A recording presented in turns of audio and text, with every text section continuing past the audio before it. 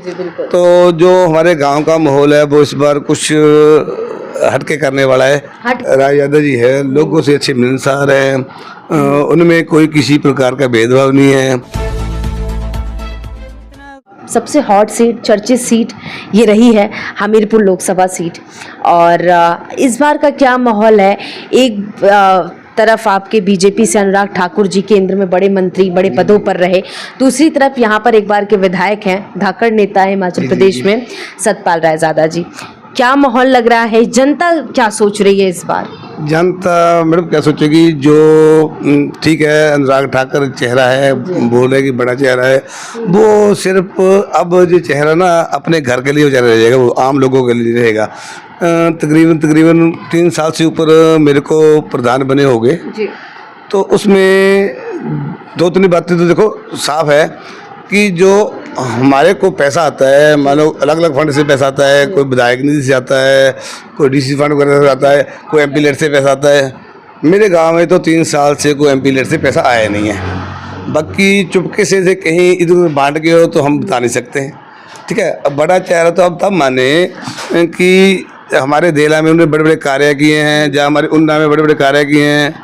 तो पहले देखो उन्ना में तो मैं ज़्यादा नहीं ठीक समझूंगा ना, तो पूरे सांस्कृतिक क्षेत्र में पहले तो अपने गांव की बात रखूंगा। जी बिल्कुल। तो जो हमारे गांव का माहौल है वो इस बार कुछ हटके करने वाला है। हटके करने आया है? हाँ बिल्कुल। मतलब बदलाव।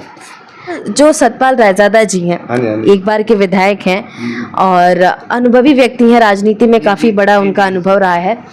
कैसा रहा है उनका, मतलब व्यक्तिगत रूप से अगर मैं पूछूं, कैसा चेहरा है लोगों के बीच में, किस तरीके से उनका माहौल अभी लगता है? चेहरे की मैडम उसमें क्या होता है कि ये जो विधायक रहे बिल्कुल ईमानदारी से काम किया है, गरीब लोगों के बीच में रहे हैं, गरीब का दुख दर्द जो है वो बिल्कुल समझते हैं। तो मेरी अक्सर उनसे बात होती रहती है।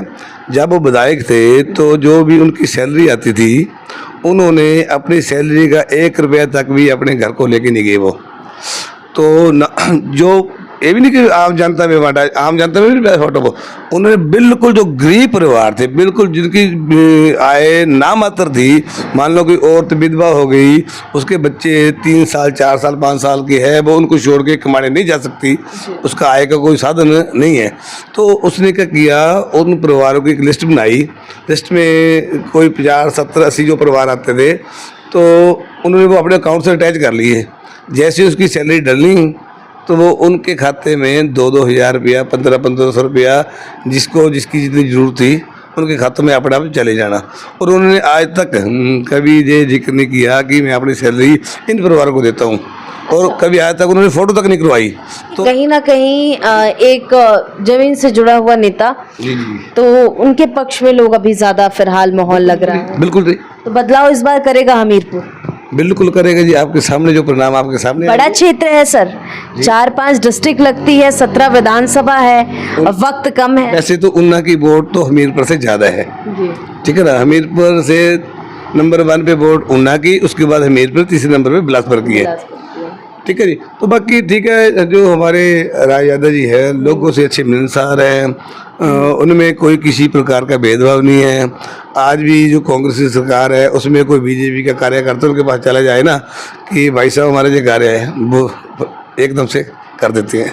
मतलब इस बार लग रहा है कि माहौल लोकसभा की 4 सीटों के हिमाचल प्रदेश कुछ बदलाव करेगा। बदलाव का मैं तो सोच रहा हूँ कि चारों की चारों सीटें जो चारों की चारों सीटें कांग्रेस की झोली में लग रही है।